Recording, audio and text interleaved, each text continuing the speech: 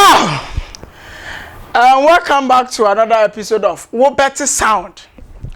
Yeah, sometimes you don't need much wealth. You know, and when you answer Ubenyskabe, Daima, Ubeko, and Ukraine, Ubetu Quine, Abo Brown, and with a national issue.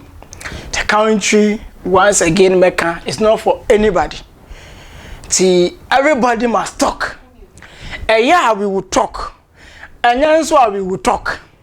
Because at the end of the day, no, you're not yet see or more anymore, no, you face the consequences. Attention TV soon, ye, but remember was it. Now, men some more aqua biome. Send you a flashing out. We me a play no, and chim go baby. Nembo no boy, me not subscribe the channel no. Na ati say na watch share video no. E dey akọ baby na Ghana for bia ehun dey ekoso. Se yanka obi anka. Se yanka obi anka. Se yanka obi anka. Santa we ka say na say the youth no Moses say the national issue. Yes, I was say a national issue because youth no ye taking active part in national saying labor activities. A banner juma, a banner when the juma mabunu, monku crafo, a association, no, muntimi mwa juma, a man tiana ko ye juma dene. Na more no productivity no, a time increase. And to see young cancer ya manage or mine send your mat to two or mine niama, ama mine at the tapan some say young car. Obian wabeka. Ya ntama mwa nyadia mo betoye na ansa na yedu amanfo so a yaka say yehu yanka. No, we are not going to wait till say yedu amanfo so. Adam no be analysis bi okrom ha. Ghana ni ba bia wo de ka sika me gina ha me de ka. Me camera woman or the ka. Me manager or the ka. Me CEO or the ka. Everybody is owing. Why? Because Opia Chase Opia betu yakanibi. Everybody is owing. Everybody is owing. Shall we before na do beba abemu no 2016 I quite remember. Na do ka tire Ghana for say yetisika so accommodate yen. Ya gitumu enokre. Adentia ya wo good. Your diamond, your cocoa, timber. Chese, be beer at the chill of mine, I'm on my ye, I beg you will be. I did beer, yet the chill of my ye, Ghana, we have some. And he said, now look at Ghana for a say, yet to see castle, a comedy. He was ever true. Chese, no crab beer, a chance I asked another kind.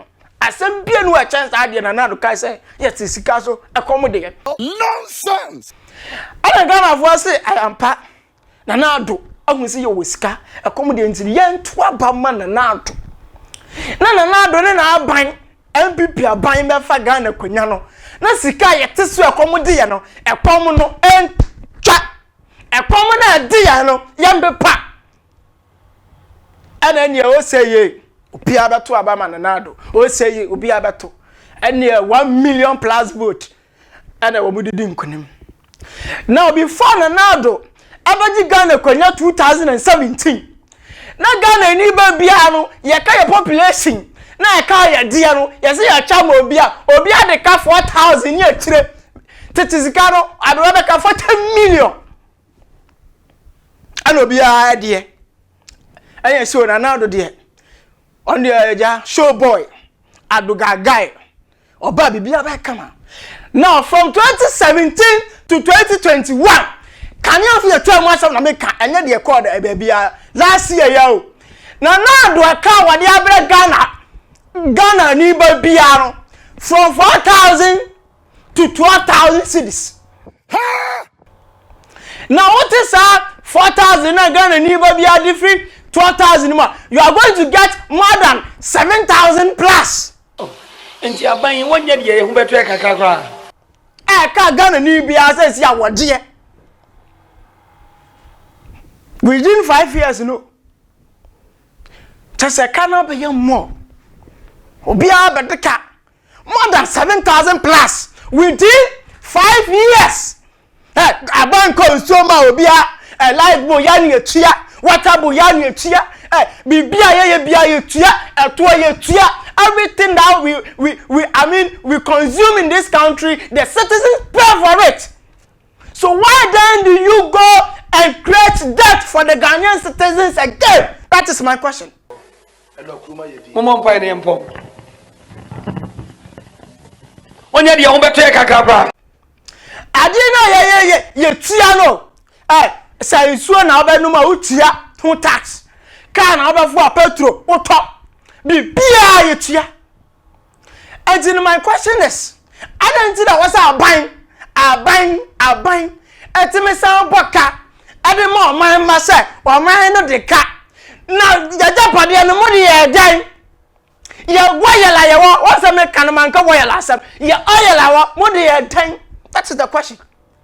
Mo jare me se mo jare ya. Yeah. Mo kan kra nchire. Now before na do free abam 2024, Ghana never bia o de ka wayala 10 million plus. Which is 18,000 Ghana cedis. I have a times the total population in Ghana. Not for multiply the whole villages in Ghana. Everybody is showing.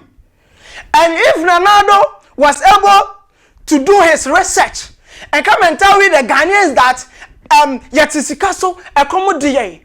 No, but number 2 commoner and a commoner African I am more. African a commodity Ghana for. Be piashi, Kroma yashi, had just be pia hot because a mamma I am a more bonnet. Nyansa krono, a mamma bonnet, and Nyansa krono, Okaka, Yabaka, Mohajune, Mamon Kasa, and some more money. When you go to the Western world, their leaders are thinking, but over Ghana, their woman can be I am on fire. Yakakasa Musibwe. Let me tell you, akwara nyansafo, onyiri be pani nyansafo. Ana akwara jimifo. Akwara wa jimi no, onyiri be pani jimifo. Ati se mo se me ya nka se, dia mo ya ne nya de a, ade mo nya ne papa. Why? Everywhere is hot. Every corner is hot. Every ghetto is hot due to bad governance. I just said, baby, and nobody cares. Mubotomuna. And say, mo pese, ya beya to say despite. Mo pese ya nyiri benye sika to say, Kenya Japan mo pese benye to say, na nan perform a. We won't wait to that time. We won't wait to that time. We have to rise now. And let you know, say, the way we are managing this country is very, very bad. Your management is a very, it is a disaster. It is a whole disaster. It is a haram. It is bad. It is a yankano kwana. Mungu. Yes, is a tea. Ye you tin one kasa tin wa. Ye you were born. It is a mubu amamuano. That's a mamuano yankasa wa. We need to talk about it. We have to talk. And over Kroma, ya quine passa. Traffic light is one of one. I said, the anybody first say, where is the money? Where is the money? You disgrace the country Ghana a whole lot. Why?